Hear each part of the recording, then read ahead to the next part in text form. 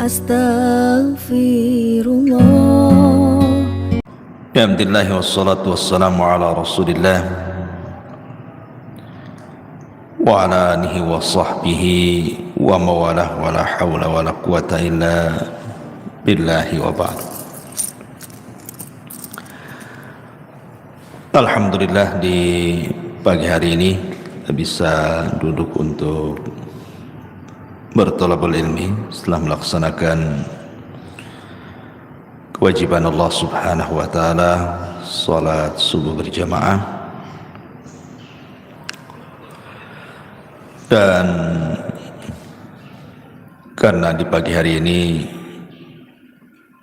mendadak kita buat kajian, berarti temanya adalah kultum, kuliah terserah antum. Artinya bisa pendek, bisa panjang. Baik, salawat dan juga salam kita hadiahkan kepada Rasul kita Nabi besar Muhammad sallallahu alaihi wasallam. Ma'asyiral muslimin yang dimuliakan Allah subhanahu wa ta'ala, mungkin di antara kita sering mendengar kajian tentang seputar azab kubur. Tetapi di sana ada pembahasan lain dari sisi azab kubur itu adalah nikmat kubur. Inilah yang terkadang sebagian kita tidak paham bahwa banyak bisyarat, kabar gembira yang akan didapat oleh orang-orang yang beriman di dalam kuburan. Apa saja kabar gembira yang Allah subhanahu wa ta'ala berikan kepada seorang mukmin ketika Allah masukkan ke dalam kuburan? Inilah pembahasan di pagi hari ini. Ma'asyiral muslimin yang dimuliakan Allah subhanahu wa ta'ala, pertama, kabar gembira saat kematian dulu. Disebutkan di dua surat dalam Al-Quran. Pertama surah An-Nahl ayat 31 dan 32, kemudian Fussilat ayat 30. Dalam surah An-Nahl Allah subhanahu wa ta'ala mengatakan, kadzalika yazzillahul muttaqin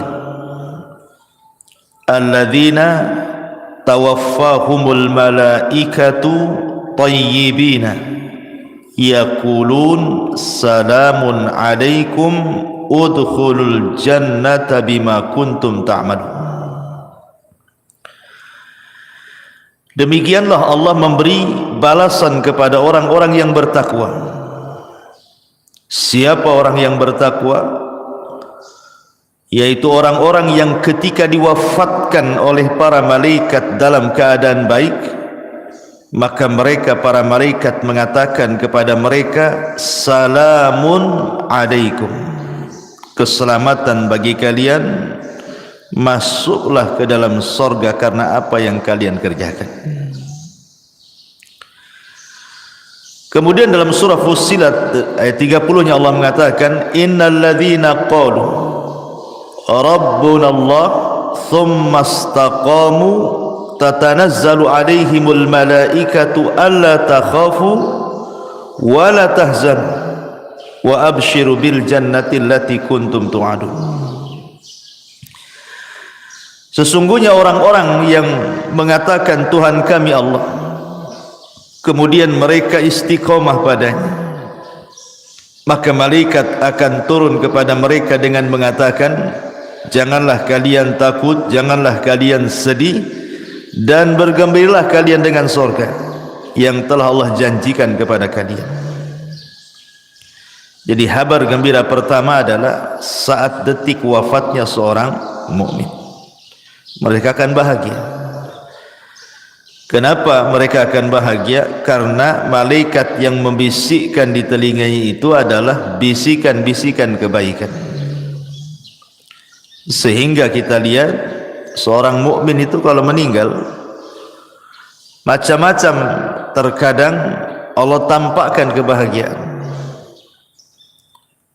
terkadang dia tersenyum, terkadang ditampakkan keringat di dahinya, terkadang bisa mengucapkan kalimat la ilaha illallah, terkadang dia membaca Al-Quran, terkadang meninggal saat solat, dan begitu seterusnya. Dan itu kegembiraan yang pertama yang diraih seorang mukmin saat wafatnya. Kemudian yang kedua, saat masuk ke liang lahat. Kita tahu bahwa dalam proses peristiwa-peristiwa kubur itu ada 4 peristiwa. Pertama disebut dengan dhaghtatul qabri, himpitan kuburan. Yang kedua disebut fitnatul qabri, 2 malaikat yang bertanya, Munkar dan Nakir, atau disebut dengan fitnah kubur. Yang ketiga azab kubur, dan yang keempat nikmat kubur. Kita tahu bahwa peristiwa pertama di kuburan itu adalah himpitan kubur. Setiap manusia pasti dihimpit kuburan, tidak mukmin, tidak kafir, semua kena. Mau anak bayi, mau anak dewasa, mau laki-laki, perempuan, pasti terkena himpitan. Dan himpitan kubur ini disebutkan dalam sebuah hadis Nabi SAW mengatakan, Inna lil qabri dhaghtatun, sesungguhnya kuburan itu memiliki himpitan. Dan himpitan kubur ini meretakkan semua tulang belulang, bahkan meretakkan semua persendian, sehingga dia akan menjerit yang tidak ada yang tahu jeritannya kecuali selain manusia dan jin. Artinya binatang-binatang mendengar. Tetapi tentu yang seperti ini berlaku kepada orang kafir. Orang kafir, orang munafik, orang fasik, ya.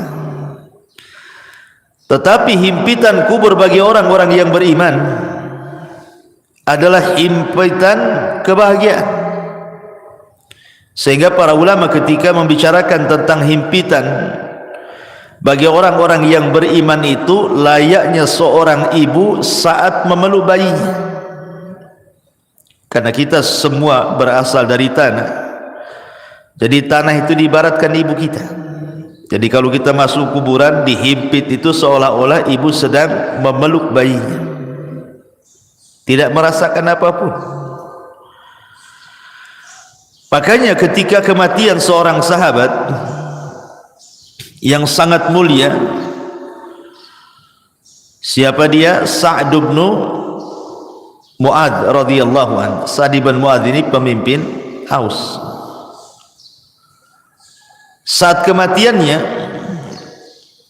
disebutkan oleh Nabi SAW, hadzal ladzi taharraka lahul 'arsy wa futihat lahu abwabus sama wa syahidahu 70,000 minal malaika laqad dhummatan thumma furrija anhu. Inilah orang yang karenanya arsy Allah bergetar. Jadi saat kematian Sa'd bin Mu'adz ini, arsy Allah yang besar sekali itu bergetar. Dan arsy itu kan makhluk yang paling besar, bisa bergegar karena wafatnya Sa'd ibn Mu'adz. Karenanya pintu-pintu langit dibuka, dan karenanya pula 70.000 malaikat turun dari langit menyaksikan jenazahnya. Sungguh dia telah dihimpit dengan sekali himpitan, kemudian dilepaskan kembali. Kalau seandainya himpitan itu sebagaimana hadis yang ma'ruf bisa meretakkan tulang belulang, memutuskan urat-urat persendian, mustahil seorang sahabat semulia Sa'd bin Mu'adz merasakan itu. Berarti Himpitan yang merasakan sakit itu hanya berlaku kepada orang-orang kafir saja, orang-orang munafik saja. Karena bayi yang tidak bersalah saja disebutkan dalam hadis Nabi sallallahu alaihi wasallam, "Lau aflata ahadun min dhammatil qabri la aflata hadas sabi." Jika seorang selamat dari penyempitan kuburan, niscaya bayi ini akan selamat. Tapi bayi pun tidak selamat. Apa salahnya bayi? Kenapa dia dihimpit? Dosa pun tidak, kan itu ya. Berarti himpitan bagi orang-orang yang saleh, orang-orang yang beriman atau bayi adalah sebagaimana seorang ibu memeluk bayinya. Himpitan kasih sayang, itu maksudnya. Ini kabar gembira yang kedua. Kabar gembira yang ketiga, di mana Allah Subhanahu wa taala akan memberikan kemantapan jawaban pada setiap soalan-soalan mungkar dan nakir yang diberikan kepada setiap para penghuni kubur. Dan itu diarahkan atau disyaratkan dalam surah Ibrahim ayat 27. Allah mengatakan, "Yutsabbitullahu alladhina amanu bil qawli tsabit fil hayatid dunya wa fil akhirah wa yudhillullahu zalimin wa yaf'alullahu ma yasha." Allah akan meneguhkan iman orang-orang yang beriman dalam ucapan yang teguh dalam kehidupan dunia dan juga kehidupan akhirat. Kata Bara bin Azib, seorang sahabat, ketika memberikan catatan dengan kalimat Allah akan teguhkan ucapan bagi seorang yang beriman di dunia dan akhirat, kata beliau, ini ayat turun pada perkara fitnah kubur. Jadi orang-orang yang beriman apabila ditanya siapa Rabbmu, maka dia langsung menyaut Allah. Siapa nabimu? Langsung menyaut Muhammad. Apa agamamu? Langsung menyaut Islam. Siapa yang bisa menjawabkan ini?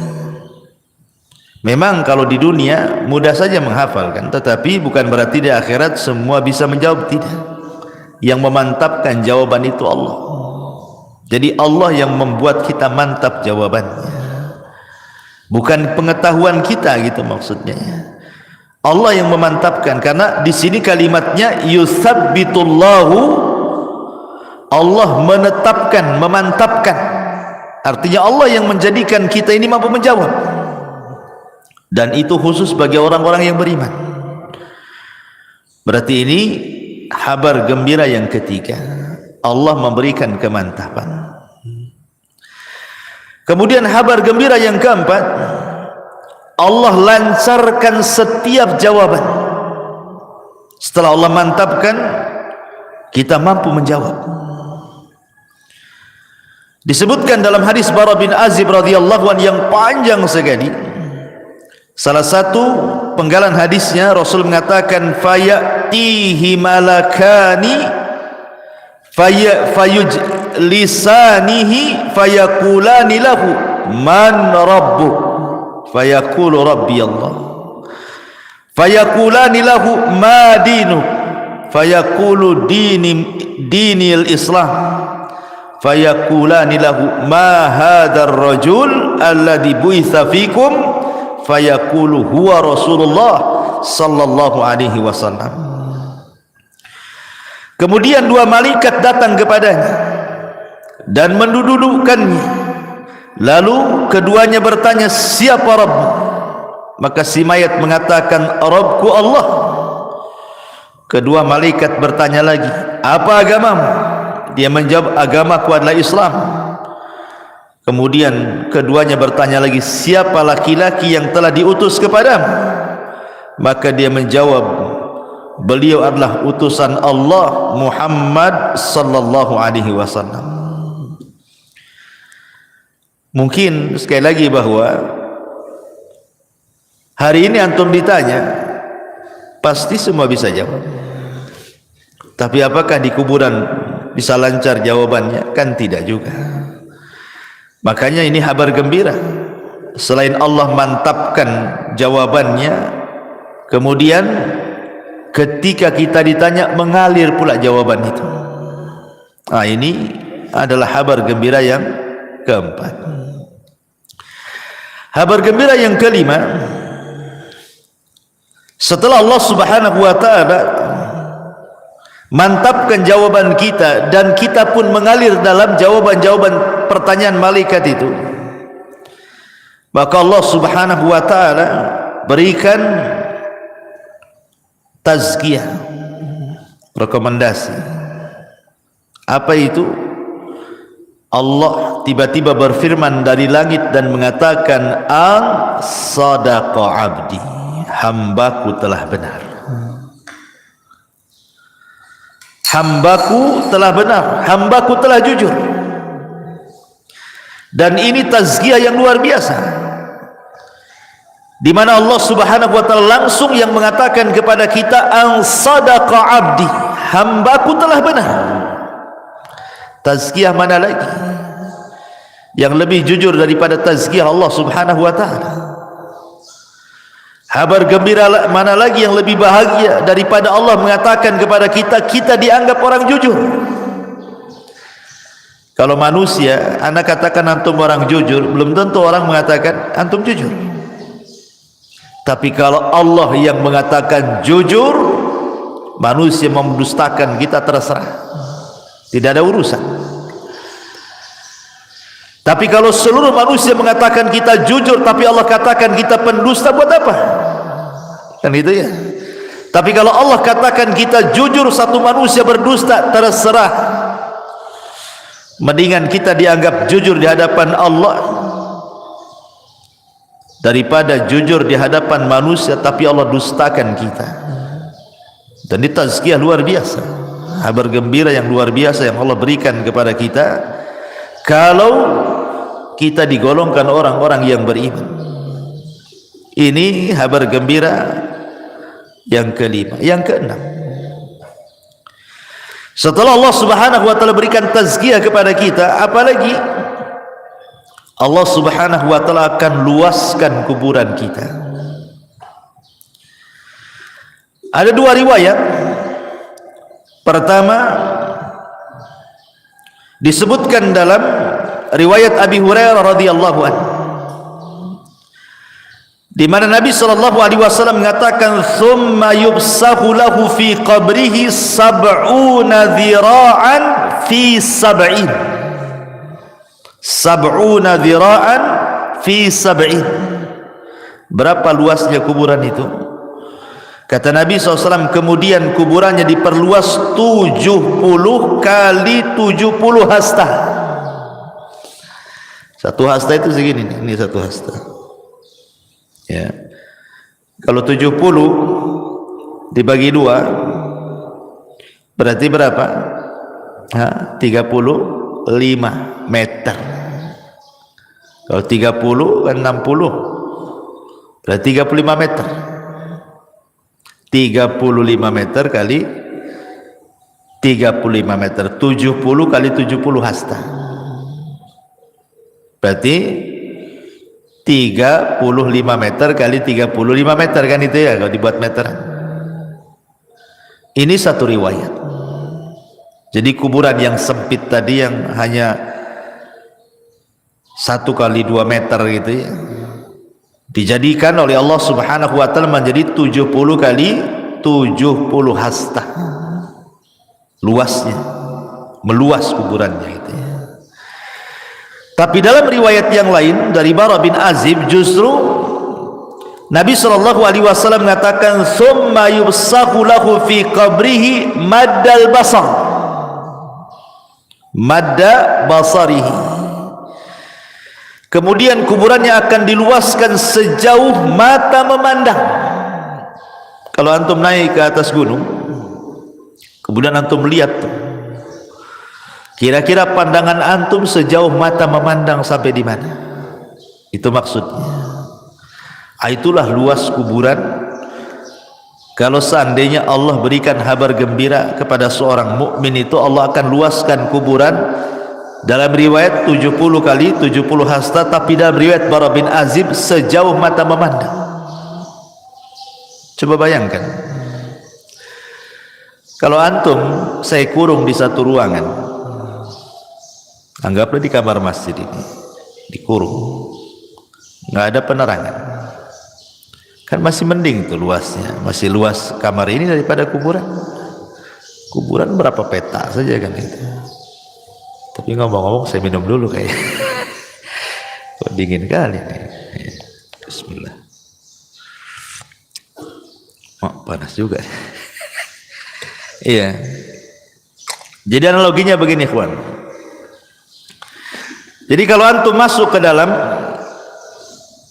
ruangan masjid ini, saya gelapkan, nggak ada apa-apa di situ, nggak ada kasur, nggak ada apa-apa, nggak ada handphone, nggak boleh antum saya kasih handphone.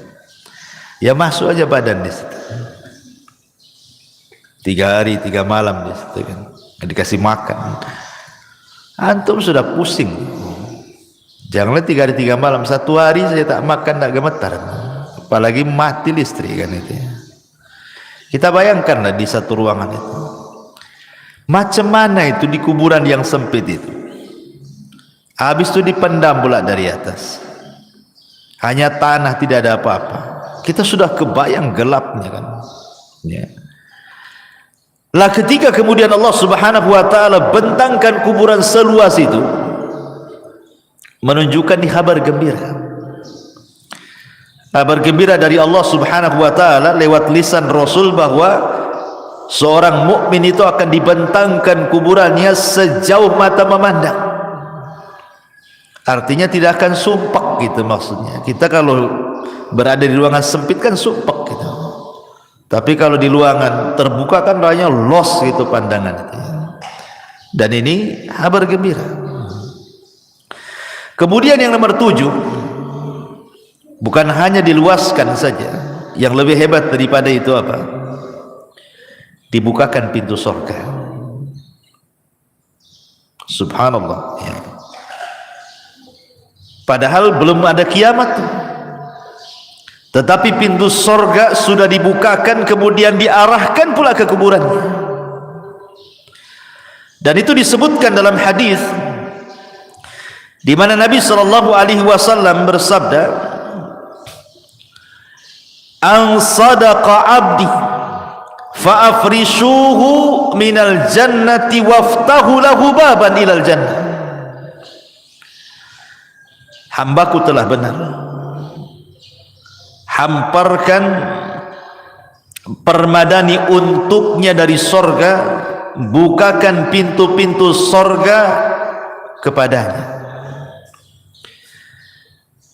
Subhanallah ikhwan, bayangkan kita dihamparkan permadani dalam kubur itu, mengarah ke pintu sorga, kemudian pintu sorga pula dibuka. Ketika pintu sorga dibuka itu, ada kabar gembira yang nomor 8. Apa itu? Allah Subhanahu Nabi sallallahu alaihi wasallam mengatakan, wa albisuhu minal jannah, hantarkan pakaian dari sorga. Ketika mayat itu hanya 3 lapis kain kafan saja, kemudian masuk ke dalam liang lahat, entah tahan berapa bulan tuh yang namanya kain kafan itu, lama-lama kan hancur juga. Tapi sebagai gantinya apa yang terjadi? Wa albisuhu minal jannah, Allah Subhanahu wa taala akan pakaikan kepadanya pakaian dari sorga, dan pakaian dari sorga itu semuanya sutra, min sundusin wa istabrah, rata-rata sutra dihantarkan dari sorga. Kemudian kabar gembira yang nomor 9, fayatihi min rauhiha wa tibiha, kemudian Allah Subhanahu wa taala hantarkan pula raihiha wa tibiha. Apa itu? Wewangian dan bau semerbak yang luar biasa yang Allah hantarkan ke dalam kuburannya, menjadi wangi kuburannya. Kita saja di ruangan kan pengennya wangi, harum gitu kan. masuk ke hotel-hotel mewah itu harum gitu ya. Kan itu sebuah nikmat, kabar gembira. Belum lagi makanan dari sorga, belum lagi minuman dari sorga. Itu kan kabar gembira yang luar biasa. Bahkan yang lebih hebat lagi, nomor 10-nya adalah Allah subhanahu wa ta'ala datangkan kepadanya orang yang sangat baik hati. Disebutkan dalam sebuah hadis, jadi akan didatangkan padanya seorang laki-laki yang rupawan, berpakaian indah, beraroma wangi, untuk menemani dia selama dalam kuburan. Kemudian si mayat ini heran, kemudian bertanya, man anta, siapa engkau ini? Fawajhukal wajhu yaji'u bil khair, wajahmu adalah wajah yang membawa kebaikan. Siapa kamu ini? Karena ikhwan, kalau kita analogikan kan, orang di penjara lah, masukkan ke dalam penjara, kemudian hanya satu sel satu orang saja, kan boring. Sepandai-pandainya orang itu buat aktivitas, pasti ada bosannya juga kan. Berbeda kalau seandainya satu penjara itu hanya 2 orang, pasti ada komunikasi itu, nggak akan boring kalau 2 orang kan? Berbeda kalau sendiri kan, lontang lantung bingung sendirian kan. Kalau berdua kan nggak bosan orang itu. Makanya Adam itu ketika dia di surga hidup sendiri, ketakutan dia. Akhirnya Allah subhanahu wa ta'ala ciptakan Hawa kan, akhirnya hilanglah rasa takut itu. Lah ketika kemudian orang dalam kuburan itu sendirian, kemudian dihantarkan teman yang baik, teman ini kemudian rupawan, wangi, enak ngomongnya, tiba-tiba ngajak bicara terus, tahu-tahu tidak sadar bahwa dia sudah lama di kuburan tuh. Tahu-tahu teman yang baik ini memberitahukan bahwa kiamat sudah dekat. Makanya kemudian heran ini si mayat ini dan mengatakan, man anta, siapa kamu ini? Maka orang ini mengatakan, ana amaluka salih, sayalah amal soleh, sayalah solatmu, sayalah zikirmu, sayalah puasamu, sayalah silaturahimmu, sayalah puasamu, sayalah baca Quran, dan begitu seterusnya. Dan ini kabar gembira yang nomor 10 yang luar biasa.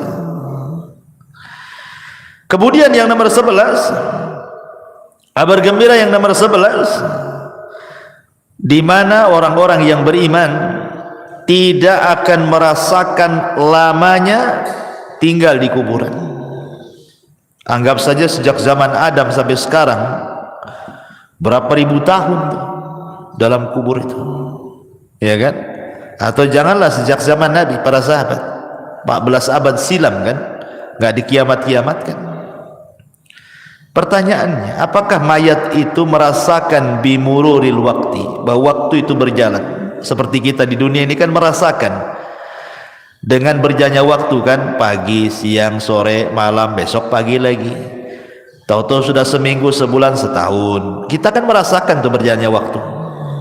Pertanyaannya, apakah orang yang di kuburan itu merasakan berjalannya waktu? Ulama menjawab, lihat, kalau dia mendapatkan nikmat kubur, maka dia tidak akan merasakan bimururil wakti, waktu yang berjalan tidak akan dirasakan bagi dia.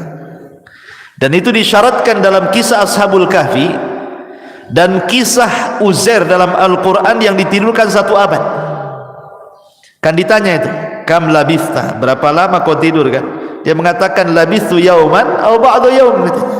Aku hanya tidur sehari atau separuh hari, padahal sudah 1 abad.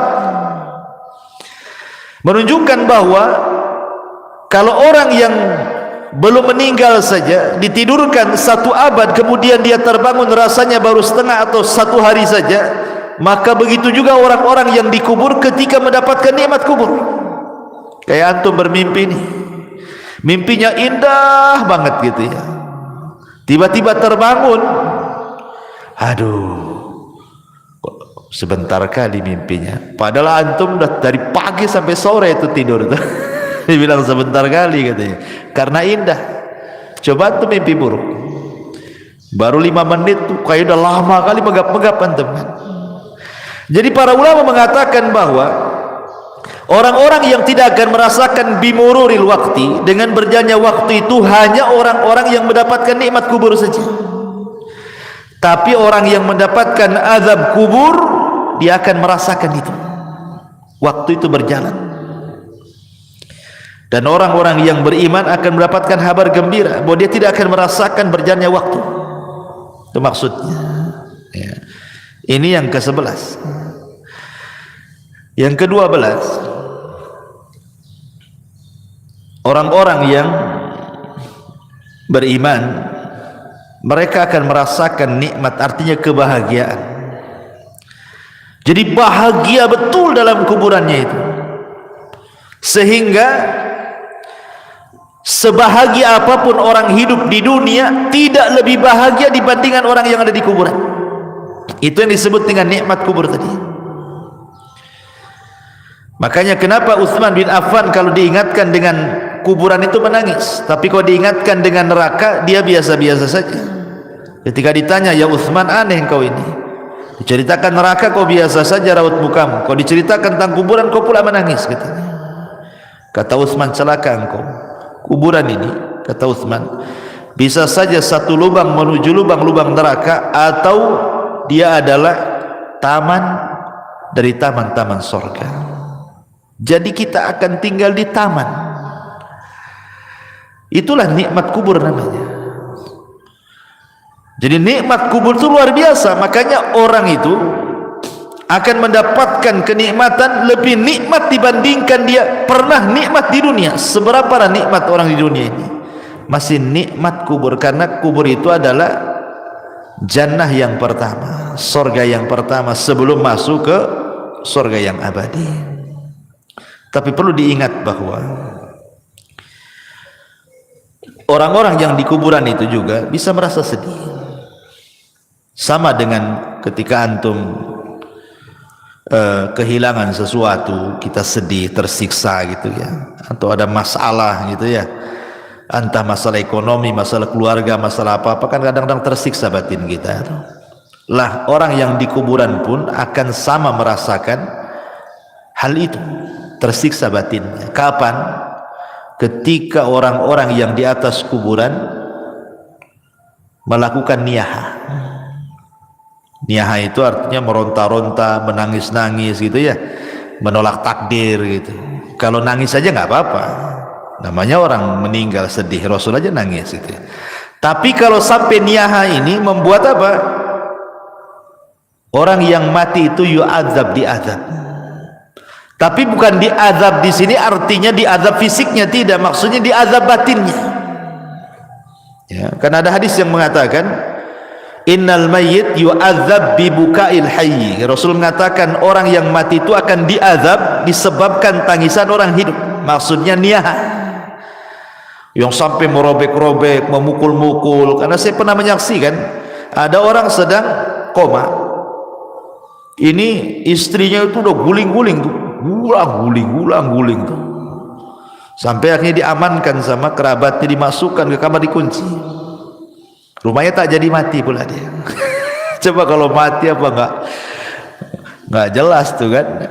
Nah, artinya bahwa orang-orang yang seperti ini membuat mayat itu tersiksa. Maksudnya orang yang ada di kuburan itu yu'adzab, diazab. Maksudnya diazab bukan fisiknya tapi batinnya.